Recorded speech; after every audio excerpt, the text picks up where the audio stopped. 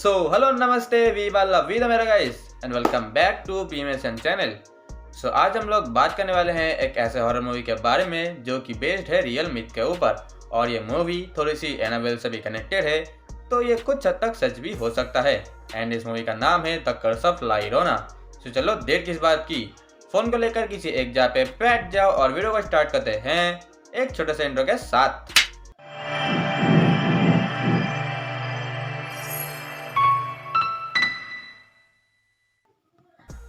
कहानी के शुरुआती दौर में हम एक फैमिली को देखते हैं जहां पर है एक सिंगल मदर एना और उनके दो बच्चे, एक लड़का क्रिस और एक लड़की समांथा, और उनके पति एक पुलिस ऑफिसर थे एंड शायद इसी वजह से वो चल बसे। एंड हाँ, अब पैसे से एना अब एक रिपोर्टर भी है। एक दिन वो एक केस के सिलसिले में एक फैमिली से मिलते हैं जिन्होंने अपने ही बच्चों को तंत्र मंत्र से कैद करके रखा था। तो एना उनको बाहर निकालती है एंड हॉस्पिटल ले जाती है ताकि वो लोग वहाँ पर सेफ रह सके, पर उसको क्या ही पता था कि वो दो बच्चे उसी कैद में सेफ थे। खैर, back to the story line. इसके बाद हमने देखा ला llorona को, जिसने उन दोनों बच्चों को ही मार दिया। एंड उसके बाद तुरंत ही कॉल किया गया रिपोर्टर एना को, क्योंकि वो ही इन दोनों बच्चों के केस को हैंडल कर रही थी, तो उनको यहाँ पर आना पड़ा। एंड यहाँ पर आने के बाद ला llorona ने सबसे पहले धर दबोचा उसके बेटे को, एंड इसी तरीके से उसने इनके फैमिली में एंटर किया। पहले तो इनकी मम्मी एना को ये सब कुछ विश्वास हो ही नहीं रहा था, बट जब सामने से उनको ला llorona दिखी तब उनको ये सब कुछ यकीन हुआ। तो तुरंत ही इसके बाद वो लोग गए चर्च के पास ताकि वो लोग वहाँ से कुछ मदद ले सके। एंड इसके बाद फाइनली हमें ये पता चला कि ला llorona कौन है। असल में हमें ये जो कहानी बता रहे हैं फादर प्रेस, उनको भी ये सब कुछ यकीन होता नहीं था पहले, बट एक दिन उनका सामना हुआ शैतानी पुतले से, यानी कि एनाबेल से। तब जाकर के उनको ये रियलाइज हुआ कि अगर गॉड है तो यहाँ पर प्रेत आत्माएं भी इस दुनिया में हैं। खैर देखो, बेसिकली कहानी ला llorona की ये है कि वो अपने ज़माने में बहुत ही खूबसूरत हुआ करती थी। मतलब जब वो एक इंसान थी, तो एक दिन उनको एक ज़मींदार से प्यार हो गया, उनकी शादी भी हुई, उनके दो बच्चे भी हुए, उनकी मैरिड लाइफ बहुत ही मस्त कट रही थी। बट एक दिन उस ज़मींदार ने ला llorona को धोखा दे दिया। एंड जब ला llorona को इन सब कुछ के बारे में पता चला तो गुस्से में आकर के उसने अपने दोनों बच्चों को ही मार दिया। एंड जब उसके बाद उसको रियलाइज हुआ देन इट्स टू लेट, क्योंकि तब तक उसके दोनों बच्चे ही मर चुके थे। एंड इसी गम में आकर के उसने अपनी जान भी ले ली। एंड उसी दिन से उसकी श्रापित आत्मा भटक रही है और दूसरों के बच्चों को मार रही है ताकि वो अपने बच्चों को जिंदा कर सके।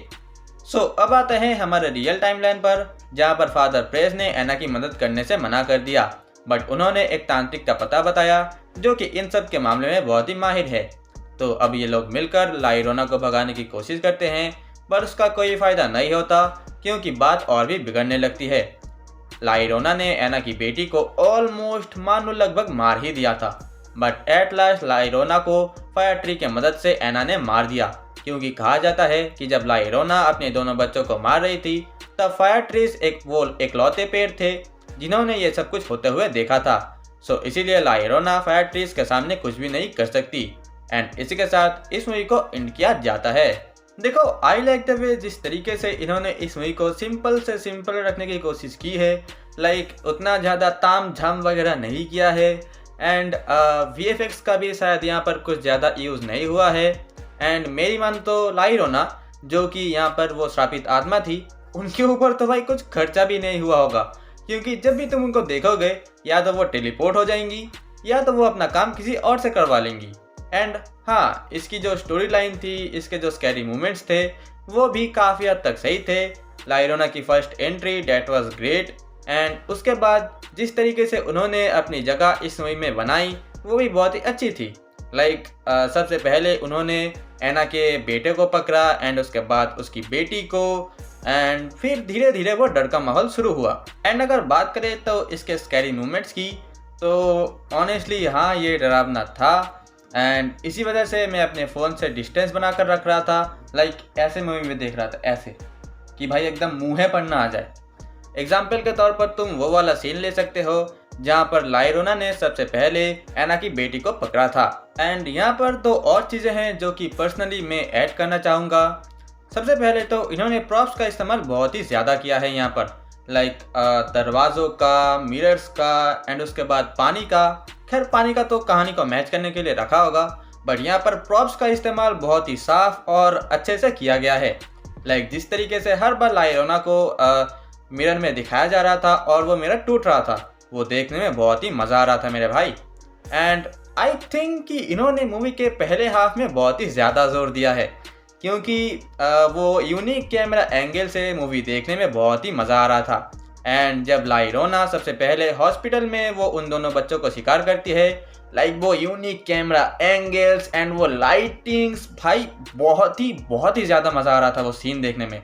एंड VFX के बारे में तो मैं तुम्हें पहले ही बता चुका हूँ। सो या दैट्स द मूवी। अगर तुम्हारा मन है तो जाओ ये वाली मूवी देखो और मज़े करो। एंड उसके बाद अगर तुम्हारे कुछ थॉट्स हैं तो तुम मुझे अपने कमेंट्स में ज़रूर बताना।